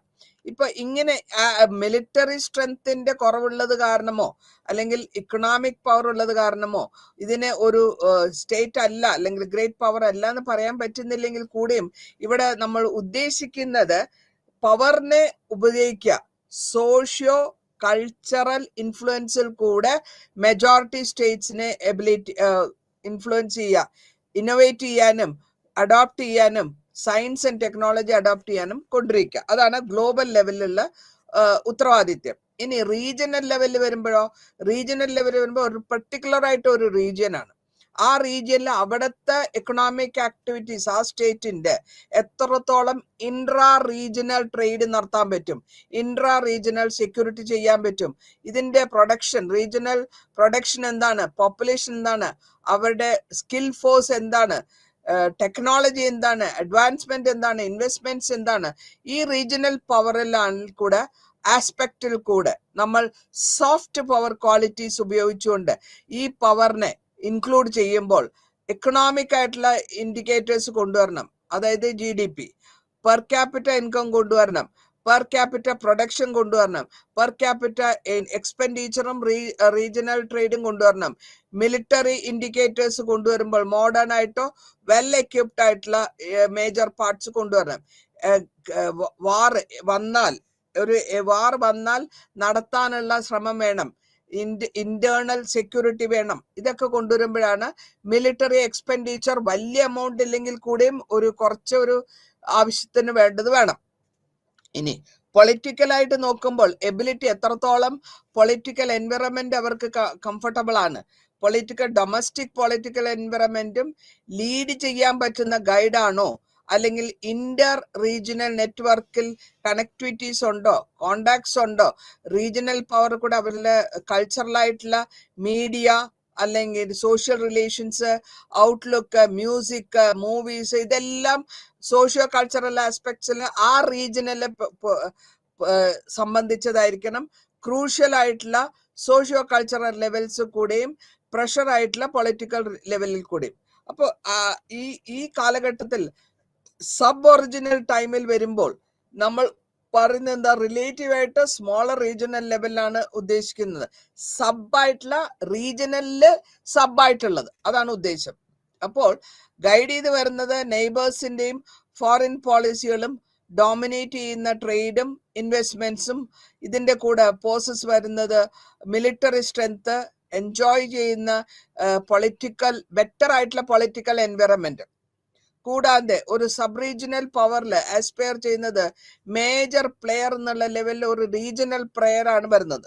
അതിന്റെ എക്സാമ്പിൾ ആയിട്ട് നമുക്ക് നോക്കുകയാണെങ്കിൽ സബ് റീജിയനിൽ വരുമ്പോൾ middle east, south Asia, east Asia, central Asia, east Africa, west Africa, south America, central America, ഈ കരീബിയൻ റീജിയൻ, ഇതൊക്കെ ഇവിടെ അതായത് സബായിട്ടുള്ള ഒരു റീജിയണൽ ആയിട്ട് വേണമെങ്കിൽ നമുക്ക് ഉപയോഗിക്കാം. ഇതിന്റെ കൂടെ ഈ ഗ്രേറ്റർ പവറും സസ്റ്റെയിൻ ചെയ്തുകൊണ്ട്, പ്രൊവൈഡിങ് എല്ലാവർക്കും സഹായ സഹകരണങ്ങൾ ചെയ്തുകൊണ്ട്, സാങ്ഷൻസ് കൊടുത്തുകൊണ്ട്, എല്ലാത്തിനെയും ഓരോ ഗ്ലോബൽ ലെവലിൽ നിന്ന് അപ്രോച്ച് കൊണ്ടുവരിക. ആ അപ്രോച്ചിന് ഗ്ലോബൽ പവറും സബ് റീജിയണൽ പവറും ഒരു റീജിയണൽ പവറും കൂടെ ചേർന്നിട്ടാണ് ഇതെല്ലാം ചെയ്യുന്നത്. ഈ പർട്ടിക്കുലർ ടൈമിൽ എല്ലാവിധമായ പെർമനന്റ് ആയിട്ടുള്ള ഒരു സിസ്റ്റം, പവറിന്റെ ഇന്റർനാഷണൽ ഹൈറാർക്കി സിസ്റ്റം കൊണ്ടുവരണം എന്ന് പറയുന്നു. ഇനി പോളാരിറ്റി അല്ലെങ്കിൽ ഒരുമിച്ച് കൊണ്ടുവരുമ്പോൾ ഈ ഡിസ്ട്രിബ്യൂഷൻ ഓഫ് പവർ ഞാൻ നേരത്തെ പറഞ്ഞ അനുസരിച്ച് അതിനെ ടേംസ് ഓഫ് പൊളാരിറ്റിയിൽ നോക്കുമ്പോൾ പൊളാരിറ്റി എക്സ്പ്ലെയിൻ ചെയ്യുന്നത് യൂണിപോളാർ, ബൈപോളാർ, മൾട്ടിപോളാർ. അപ്പൊ യൂണിപോളാറിൽ ഒറ്റ, യൂണി എന്ന് പറയുമ്പോൾ തന്നെ ഒറ്റയാണ്. ആ ബാലൻസ് ഓഫ് പവർ, അവിടെ വേറെ ഒരു പവർ വരുന്നില്ല അവരുടെ സിസ്റ്റത്തിലേക്ക്. അപ്പൊ അതിന് ഒറ്റയ്ക്കാണ് ഗ്ലോബലായിട്ട് പോവുക. ആ അവരുടെ ഇന്റർനാഷണൽ പ്രൊവിഷനും ഇന്റർനാഷണൽ പൊളിറ്റിക്സിലും. അപ്പോ ഈ സിസ്റ്റത്തിൽ, യൂണിപോളാർ സിസ്റ്റത്തിൽ അവരുടെ സെവറൽ ഇൻഡിവിജ്വൽ സ്റ്റേറ്റ്സ് അതേമാതിരി തന്നെ മ്യൂച്വൽ ആയിട്ടുള്ള റിലേഷൻഷിപ്പിലും അതേമാതിരി സ്റ്റേറ്റ് ഇന്റർ റിലേഷൻഷിപ്പിലും അവർ പ്രാധാന്യം കൊടുക്കുന്നു. സെക്കൻഡ് ആയിട്ട് നോക്കുകയാണെങ്കിൽ അവിടെ സുപ്പീരിയോറിറ്റി ഇല്ല ടു സൂപ്പർവൈസ് ബാക്കിയുള്ളവരെ. അതുകൊണ്ട് ആ സിസ്റ്റം അനാർക്കിക്കൽ സിറ്റുവേഷനിൽ വന്നു കഴിഞ്ഞാൽ തന്നെ അതിനെ യൂണിപോളാർ സിസ്റ്റം വഴി അവര് ഡിക്റ്റേഷനും ഡോമിനേഷനും ചെയ്തു പോകും. മൂന്നാമതായിട്ട് പറയുമ്പോൾ ഈ ബാലൻസ് പവർ ആബ്സെന്റ് ആയതുകൊണ്ട് അവിടെ ഒരു ഈക്വാളിറ്റി വരുന്നില്ല എന്നർത്ഥം. ഇനി ബൈപോളാർ സിസ്റ്റത്തിലാവുമ്പോഴോ, ബൈപോളാർ സിസ്റ്റത്തിൽ അവിടെ ഡിസ്ട്രിബ്യൂഷൻ 2 ബ്ലോക്കാണ് വരുന്നത്. ഇന്റർനാഷണൽ സിസ്റ്റത്തിൽ ഈ ഗ്ലോബൽ അഫയേഴ്സിലും റിലേഷൻഷിപ്പിലും 2 ബ്ലോക്ക് വരുമ്പോഴത്തേക്കും ഡിവൈഡ് ചെയ്ത സ്റ്റേറ്റ്സ് ആണ് വരുന്നത്. കോൾഡ് വാർ ടൈമില് ഇന്റർനാഷണൽ സിസ്റ്റം ഡോമിനേറ്റ് ചെയ്തിരുന്നത് USA-യും USSR ആണ്. അതാണ് ബൈപോളാർ ഓർഡർ, വേൾഡ് ഓർഡറിൽ വന്നിരുന്നത്. അതിനുശേഷം ഈ ബൈപോളാർ ഓർഡറിന് 3 ക്യാരക്ടറിസ്റ്റിക്സ് ഉണ്ട്. ആദ്യം അത് റെപ്രസെന്റ് ചെയ്യുന്നത് ഇന്റർനാഷണൽ സിസ്റ്റത്തിനെയും അതിന്റെ മെജോറിറ്റിയിൽ വരുന്ന സ്റ്റേറ്റ്സിനെയും അലൈസിനെയും ടാക്ടിക്കൽ സപ്പോർട്ടിനെയും വരുന്നു.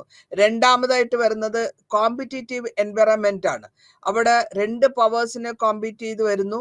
അതിനുശേഷം റേഞ്ച് ചെയ്ത് എക്കോണമിയിൽ നിന്ന് മിലിറ്ററിയിലേക്കും ടെക്നോളജി അഡ്വാൻസ്മെന്റിലേക്കും അത് റേസ് ആയി വരുന്നു എന്നുള്ളതാണ്. മൂന്നാമതായിട്ട് വരുന്നത് സീറോ ഗെയിം ആണ്. അല്ലെങ്കിൽ അവിടെ ആര് ജയിച്ചാലും അടുത്ത ആള് തോൽക്കുന്നു എന്നുള്ള ആ സീറോ ഗെയിം. ഇനി മൾട്ടിപോളാർ സിസ്റ്റത്തിൽ നോക്കുകയാണെങ്കിൽ, മൾട്ടിപോളാർ സിസ്റ്റത്തിൽ നമ്മൾ എക്സിസ്റ്റ് ചെയ്യുന്നത് തന്നെ പലവിധ പോൾസ് ആണ്. പവർ പലരുടെയും കയ്യിൽ കൂടിയാണ്. ആ ഒരാളുടെ കയ്യിലല്ല കോൺസെൻട്രേറ്റ് ചെയ്തിരിക്കുന്നത്, പല ആൾക്കാരുടെ കയ്യിൽ. അപ്പോൾ ഈ പോളാർ സിസ്റ്റത്തിൽ അല്ലെങ്കിൽ ബൈപോളാർ സിസ്റ്റത്തിലോ കാണാത്ത വിധത്തിലുള്ള ഡ്യൂറബിലിറ്റി, ഷോർട്ട് ലീവ്ഡ് ആയിരിക്കും. ഇവിടെ പവേഴ്സ് എല്ലാം പല വിധത്തിലുള്ള പ്ലെയേഴ്സ് ആണെന്ന് ഞാൻ നേരത്തെ പറഞ്ഞു. ഈ മൾട്ടിപോളാർ സിസ്റ്റത്തില് പല വിധത്തിലുള്ള ഫാക്ടേഴ്സ് കൂടിയാണ് അത് നിലനിന്ന് പോകുന്നത്. ആദ്യമായിട്ട് നോക്കുന്നത് എന്തായിരിക്കും? Economic developments. പിന്നെ വരുന്നത് എന്തായിരിക്കും? എക്കണോമിക്സ് കഴിഞ്ഞ് കഴിഞ്ഞാൽ പിന്നെ ടെക്നോളജിയാണ് വരുന്നത്. ആ ടെക്നോളജി എത്രത്തോളം വലുതായി വരുന്നു എന്നുള്ളതാണ്. അപ്പോൾ ടെക്നോളജിക്ക് അവർക്ക് എത്രത്തോളം പവർ ഉണ്ട്, പിന്നെ വരുന്നത് പൊളിറ്റിക്കൽ അവർക്ക് എത്ര പവർ ഉണ്ട്, പിന്നെ മിലിറ്ററി എത്രയുണ്ട്, അതേമാതിരി മിലിറ്ററി പവറിന് അവർക്ക് എത്രയാൻ പറ്റും. ഇനി രണ്ടാമതായിട്ട് എടുത്ത് പറയുമ്പോൾ വീക്കനിങ്, ഈ ബൈപോളാർ സിസ്റ്റം വീക്കനിങ് ആയതുകൊണ്ടാണല്ലോ മൾട്ടിപോളാർ വരെയും അവിടെ വാക്വം കറേജ് ചെയ്തു. ഇതിനെ റാപ്പിഡായിട്ട് അവർ ഉപയോഗിക്കുന്നു. മൂന്നാമതായിട്ട് പറയുമ്പോൾ ആ വാക്വമിനെ കോമ്പറ്റീഷനിലേക്ക് കൊണ്ടുവരുന്ന മൾട്ടിപോളാർ സിസ്റ്റം കൊണ്ടുവന്ന ശേഷം അവിടെ പോസ്റ്റ് കോൾഡ് വാറും അതേമാതിരി മൾട്ടിപോളാർ സിസ്റ്റം വരുന്നു. US ഗ്ലോബൽ ആയിട്ടുള്ള അൺമാച്ച്ഡ് ആയിട്ടുള്ള മിലിറ്ററി ടെക്നോളജി ഉണ്ടെങ്കിൽ കൂടെയും ഈ സ്റ്റെബിലിറ്റി, ടെക്നോളജിക്കലി മിലിറ്ററി സ്റ്റെബിലിറ്റി, ഇതെല്ലാം സോഫ്റ്റ് അപ്പീലിൽ കൂടെയാണ് പോകുന്നത്. ഇനി പോസ്റ്റ് വാർ എമർജൻസും പുതിയ സെന്റേഴ്സ് ഓഫ് പവർ എന്താന്ന് പറയാം. ഈ പോസ്റ്റ് വാർ കഴിഞ്ഞ ശേഷം അല്ലെങ്കിൽ പോസ്റ്റ് കോൾഡ് വാറിന് ശേഷം ഈ ടെററിസം ആണ് കൂടുതലായിട്ട് ഉണ്ടായിട്ടുള്ളത് ഓരോ സ്റ്റേറ്റ്സിലും. Terrorism, money laundering, arms trafficking, ഇത് ഇങ്ങനത്തെ കാര്യങ്ങളൊക്കെയാണ് കൂടുതൽ ഗ്ലോബലായിട്ട് വന്നത്. ഈ ഗ്ലോബൽ ഇന്റർനാഷണൽ സിസ്റ്റത്തിൽ ഇത് വളരെ ഗൈഡിങ് പ്രിൻസിപ്പിളായിട്ട് ഗ്ലോബലൈസേഷൻസിലും വരുന്നുണ്ട്. അപ്പോൾ ഗ്ലോബലൈസേഷൻ നമ്മൾ ഉദ്ദേശിക്കുന്നത് മുഴുവനും ഡെവലപ്പിങ്ങും ഡെവലപ്ഡ് കൺട്രീസും തമ്മിലാണെങ്കിൽ കൂടെയും ഇത് ഡിമാൻഡ് ചെയ്യുന്നത് ഇന്റർഡിപ്പെൻഡൻസ് ആണ്. ആ ഇന്റർഡിപ്പെൻഡൻസ് കാരണം പല ഫോഴ്സസും ക്രിയേറ്റ് ചെയ്ത വർക്ക് നെറ്റ്വർക്കും അതിൽ കൂടെ ഇക്കണോമിക് ആയിട്ടും ടെക്നോളജിക്കൽ ഇന്റർഡിപ്പെൻഡൻസ് റീഡിസ്ട്രിബ്യൂഷൻ പവർ കൊടുക്കുന്നുണ്ട്. അപ്പോൾ ഈ പവർ, അതായത് ഡൈനാമിക് ആയിട്ടുള്ള പവറും ബേസിക് ആയിട്ടുള്ള ക്യാരക്ടറിസ്റ്റിക് ആയിട്ടുള്ള പോളറൈസേഷനും എടുത്തു പറയേണ്ടിയിരിക്കുന്നു. ആ കാലഘട്ടങ്ങളിൽ എമർജിങ് പവേഴ്സ് ആയിട്ടുള്ള സബ്സ്റ്റാൻഷ്യൽ ആയിട്ടുള്ള ലാൻഡ് മാസും എടുത്തു പറയേണ്ടിയിരിക്കുന്നു. ഇതിൽ ഏറ്റവും കൂടുതലായിട്ട് നമ്മൾ പറയുന്നത് ഇപ്പൊ ചൈനയെ പറ്റിയാണ്. ചൈനയുടെ കാര്യത്തിൽ പറയുകയാണെങ്കിൽ അവരുടെ വാസ്റ്റ് ഏരിയ, വാസ്റ്റ് എക്കണോമിക് സ്ഥലങ്ങൾ, അവരുടെ മോണിറ്ററി ഫണ്ട്, ഇതൊക്കെ ബേസ്ഡ് ആയിട്ട് ചൈനയുടെ ഗ്രോത്ത് 1980 റീഫോംസ് പലത് ഇൻട്രൊഡ്യൂസ് ചെയ്തു. ആ ചൈനയെ ട്രാൻസ്ഫോം ചെയ്തു അവരുടെ എക്കോണമീനെ. അങ്ങനെ മാനുഫാക്ചറിങ് യൂണിറ്റും ഇൻഫ്രാസ്ട്രക്ചറും ഒക്കെ വലുതായി. ചൈന ഇപ്പോൾ ഗ്ലോബൽ ഫാക്ടറി ആയി. അതായത് ചീപ്പായിട്ടുള്ള സാധനങ്ങൾ ഉണ്ടാക്കാനും എക്സ്പോർട്ട് കോമ്പറ്റീറ്റിലും അവരുടെ GDP ഹൈ ആയി. അതേമാതിരി തന്നെ നമ്മൾ ഡിഫൻസിന്റെ ചൈനയുടെ സ്പീഡ് സെക്കൻഡ് ഹയസ്റ്റ് അവർ യൂസ് ചെയ്യുന്നത് ഡിഫൻസ് ആണ്. അതിൽ കൂടെയും അവര് ഈ ഡിഫൻസ് അവരുടെ മിലിറ്ററി ഡിഫൻസും കൂടുതലാക്കി. ഇനി ചൈന വേറൊരു മെത്തേഡ് അഡോപ്റ്റ് ചെയ്തു, സ്ട്രിങ് ഓഫ് പേൾസ് എന്ന് പറയും. ഇന്ത്യൻ ഓഷ്യനിൽ ആ പോർട്ട് ഉണ്ടാക്കി സ്ട്രാറ്റജിക് ആയിട്ടുള്ള ഇമ്പോർട്ടൻസ് വരികയും ഇന്ത്യൻ ഓഷ്യൻ റീജിയനും അങ്ങനത്തെ ports, Sudan, Chinese ports, Sudan port, north Africa, ഇങ്ങനെ കൊണ്ടുവന്ന് അവരുടെ close container shipping facility, Chicago, Chittagong in Bangladesh, പലതും പോർട്ട്സ് ഒക്കെ ഡെവലപ്പ് ചെയ്ത് കഴിയുമ്പോൾ അവരുടെ കമേഴ്സ്യൽ കമ്മ്യൂണിക്കേഷൻ സ്ട്രാറ്റജി പർപ്പസ് കൂടാവും. ആ സ്ട്രിങ്ങിൽ കൂടെ, സ്ട്രിങ് ഓഫ് പോൾസ് വഴി അവര് ബെൽറ്റ് ആൻഡ്, നേരത്തെ ഇനീഷ്യേറ്റീവ് എടുത്തിരുന്ന ബെൽറ്റ് ആൻഡ് റോഡ് ഇന്നോവേറ്റീവിനെ മനുഷ്യന്റെ അതേമാതിരി ഏൻഷ്യന്റിന്റെ സിൽക്ക് റൂട്ടും എല്ലാം കണക്ട് ചെയ്തിട്ട് അവർ ഡെവലപ്പ് ആയിക്കൊണ്ടിരിക്കുന്നു. അങ്ങനെയാണ് അവരുടെ ഇൻഫ്രാസ്ട്രക്ചർ ഡെവലപ്മെന്റും അവരുടെ എക്കണോമിക് കോറിഡോർ കൂട്ടിപ്പോയി. ഇനി റഷ്യയെ സംബന്ധിച്ച് പറയുകയാണെങ്കിൽ റഷ്യയുടെ ബിഗ്ഗസ്റ്റ് എക്സ്പോർട്ടർ ആംസ് ആണ് USA കഴിഞ്ഞാൽ. അതിനുശേഷം അവരുടെ ഗ്ലോബൽ ആംസ് ഉണ്ട്. റഷ്യ 11ാമത്തെ കൺട്രിയാണ് വേൾഡില് എക്കോണമിയിൽ. ലാർജസ്റ്റ് ഓയിൽ എക്സ്പോർട്ടർ ആണ്. ആഫ്റ്റർ സൗദി അറേബ്യക്ക് ശേഷം 11 ഗ്ലോബൽ പെർസെൻറ്റേജ് ഉണ്ട്. അതേമാതിരി റഷ്യന്റെ ബില്യൺസ് ഓഫ് കോൾ, അതേമാതിരി കോൾ മൈൻസും കൂടുതലുണ്ട്. അപ്പൊ അവരും മിലിറ്ററി സ്ട്രെങ്ത്തില് റഷ്യ സ്ട്രോങ് ആയിക്കൊണ്ടിരിക്കുന്നു. ഇനി ഇന്ത്യയെ പറ്റി പറയുകയാണെങ്കിൽ ഇന്ത്യയുടെ റെക്കോർഡ് സെക്കൻഡ് മോസ്റ്റ് പോപ്പുലേറ്റഡ് ആണെങ്കിലും ഹ്യൂമൻ റിസോഴ്സ് ആണ് കൂടുതൽ നമുക്ക് കാണുന്നത്. ലിബറേറ്റഡ് പോളിസികൾ കൊണ്ടുവന്നിട്ടുണ്ട്. ഇപ്പോഴത്തെ പ്രസന്റ് ഗവൺമെന്റിന്റെ India nuclear weapon power develop ചെയ്തു. ആ എമോണസിസ് വഴി നമ്മൾ വളരെ പവർഫുൾ ആയിട്ട് വരുന്നു, കോറിഡോറിൽ കൂടെ പോകുന്നു. ഇനി ബ്രിക്സ് എന്താന്ന് പറഞ്ഞ് ഞാൻ അവസാനിപ്പിക്കാം. ബ്രിക്സിൽ കൂടെ നമ്മളുടെ British, Brazil, Russia, India, China, south Africa, ഇതെല്ലാം കൂടെ കോമ്പിനേഷൻ എടുത്ത് 23% ഗ്ലോബൽ GDPയിലെയും പർച്ചേസിങ് പവർ പ്രോപ്പർട്ടിയും കൊണ്ടുവരുന്നു. അപ്പോൾ ഈ ഇൻഡിവിജ്വൽ ഇൻട്രസ്റ്റ് കൂടാണ്ട് ബ്രിക്സിന്റെ ചൈനയുടെ ബിഗർ എക്കോണമിയും കമ്പൈൻ ചെയ്തിട്ടാണ് ഈ ഹെവി ഇൻവെസ്റ്റ്മെന്റിലേക്ക് വന്നത്. ഇനി യൂറോപ്യൻ യൂണിയനെ എടുത്ത് പറയുകയാണെങ്കിൽ യൂറോപ്യൻ യൂണിയൻ 27 സ്റ്റേറ്റ്സ് ഉണ്ട് യൂറോപ്പില്. യൂറോപ്യൻ പാർട്ടിലുണ്ട്. ഇവരെ കൗൺസിൽ ഓഫ് ജസ്റ്റിസ് ലീഗൽ സിസ്റ്റമാണ്. ഇതെല്ലാം 15% ഗ്ലോബൽ ഷെയർ ട്രേഡിലുണ്ട്, 3% ഇന്റർനാഷണൽ ട്രേഡിലുണ്ട്. അപ്പൊ അങ്ങനെ അവരും ഇന്റർനാഷണൽ ബൈപോളാർ സിസ്റ്റത്തിന്റെ വഴി ഇന്റർനാഷണൽ റിലേഷൻസിലേക്ക് കൊണ്ടുവന്നു. അപ്പൊ ഈ കാലഘട്ടങ്ങളിൽ നമ്മൾ മനസ്സിലാക്കാൻ പറ്റുന്നത് എന്താന്ന് വെച്ചാൽ ഈ റോള് ചൈനയുടെ സെക്കൻഡ് ലാർജസ്റ്റ് എക്കോണമി ആയിട്ടുള്ള ഗ്രോത്ത് കൂടാണ്ട് ആർട്ടിഫിഷ്യൽ ഇന്റലിജൻസ്, റോബോട്ടിക്സ്, ഇന്റർനെറ്റ് കാര്യങ്ങള്, emerging trading, traditional meaning of പവറിൽ, അതായത് military, economic and political power, ഈ പവർ പൊസസ് ചെയ്യുന്നത് സോഫ്റ്റ് പവർ ആയാലും സ്കില്ലിൽ കൂടിയായാലും വളരെ ഇന്റർനാഷണൽ റിലേഷൻസിൽ അവര് പവർഫുൾ ആയിട്ട് വരുന്നുണ്ട്. അതേമാതിരി തന്നെ ബാക്കിയുള്ള സ്റ്റേറ്റ്സ് ആയ ചൈന, റഷ്യ, ഇന്ത്യ, ഇതും ഇപ്പോൾ ഈ ബ്രിക്സിന്റെയും യുവിന്റെ സിഗ്നിഫിക്കന്റ് ആയിട്ടുള്ള പോസ്റ്റ് കോൾഡ് വാർ ടൈമിൽ നമ്മൾ പ്രാധാന്യം കൽപ്പിക്കുന്നു എന്ന് പറയാം. ഈ ചാപ്റ്റർ ഇതിന്റെ അവസാന ഭാഗത്തിലേക്ക് എത്തിയിരിക്കുകയാണ്. വളരെ യൂണിഫൈഡ് ആയിട്ട് പ്രിവെയിലിംഗ് കണ്ടീഷൻസിനെ പറ്റിയും ഈ സ്റ്റേറ്റ്സിനെ പറ്റിയും എമർജൻസ് ചെയ്തിട്ടുള്ള ഇന്റർനാഷണൽ ഡൈനാമിക്സിനെ പറ്റിയും നമ്മൾ പറഞ്ഞ് ഈ ചാപ്റ്ററിന്റെ അവസാന കാലഘട്ടത്തിൽ ഇപ്പോൾ ഇന്ന് ഇന്ത്യയുടെ ബഹിരാകാശ പാതവും നമ്മൾ അറിഞ്ഞു. നന്ദി, നമസ്കാരം.